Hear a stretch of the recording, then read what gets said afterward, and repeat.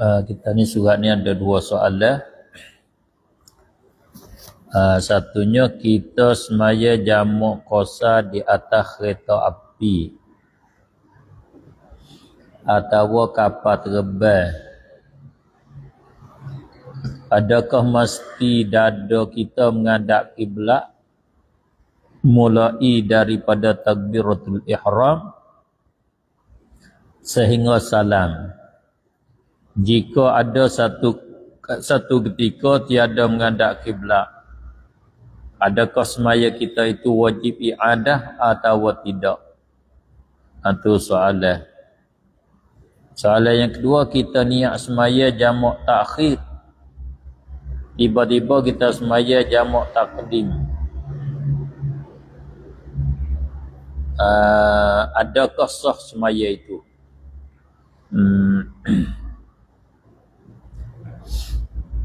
Kita semaya jamak qasar di atas kereta api atau di dalam kapal, dalam perahu, tak kira lah. Di atas kenderaan, panggil semaya di atas kenderaan. Kita ingat satu masalah semaya di atas kenderaan, kalau kita jadi driver tak boleh, tak sah. Sebab kita kena semaya, tempat semaya kita tu kena mustaqir, kena tetap, tak boleh bergerak. Supaya semaya masjid ni lah, semaya masjid tak ada berjalan. Kalau kita semaya di atas kenderaan, kita semaya di atas motor, semaya di atas kereta, semaya di atas kapal, semaya di atas perahu, kita tu jadi driver. Kita orang juru bawa, tu tak sah, tak boleh.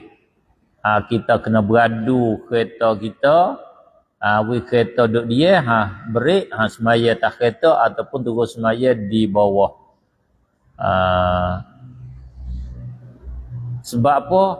Sebab driver tu dibangsakan bergerak perahu, motor, kereta, kapal tu kepada dia.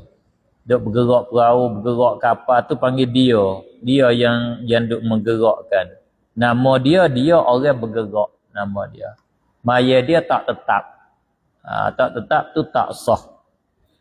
Sebab tu Nabi kita sallallahu alaihi wasallam ketika dia musafir, dia turun